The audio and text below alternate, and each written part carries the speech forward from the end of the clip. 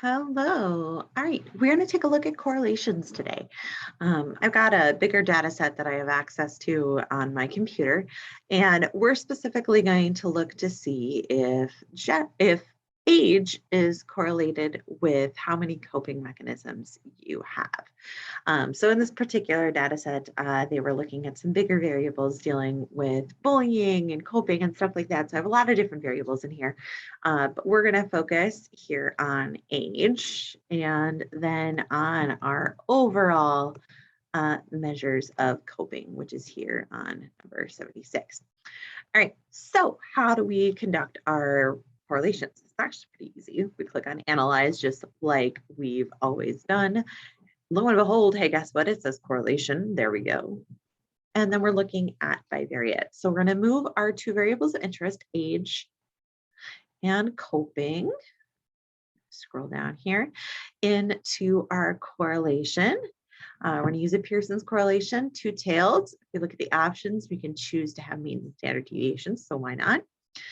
Let's go ahead and click continue and click OK. And that brings up our correlations. So at this point, it's pretty easy. It's pretty small. We've got our means and standard deviations here. And then we've got our two variables. Now you'll notice that this is just a standard kind of box chart, right? So age and age are perfectly correlated. Not surprising, right? You're correlating something with itself. Of course, it should be perfectly correlated. But what's our correlation with coping and age? Well, we see that we have a negative 0.073 here, and we're horribly not significant. So again, for significance, we'd be looking for a p of less than 0.05. So let's map this out, look at our PowerPoint a little bit. Okay, so just let it is highlighting out. This is a example from a correlation between high school GPA and college GPA. We see here, if we did have a significant variable, we'd have these stars and it would tell us at what level. We get our p-value here, number of people that we have in our data set, and then of course, anything that's perfectly correlated. All right, so let's take a look at how do we report those results. This would be our example. A Pearson's correlation revealed that high school GPA and college GPA were positively associated such that people with higher high school GPAs also tend to have higher college GPAs with our R value, correlation value, and our P of 0.001. In this case, our R and P are italicized. We want to provide ideally an exact p-value, not if P is less than 0.05 for a significant effect. Some other examples here. So again, if we have got negative here, the drop box is helping. Anxiety was negatively associated with positive mood such that one's higher anxiety and the less positive mood experience. R is negative 0.35 and a P of 0.03. And or another example way to say that, data revealed an inverse relationship between alcohol consumption and attention, looking at those significant results. So how would we write up our results?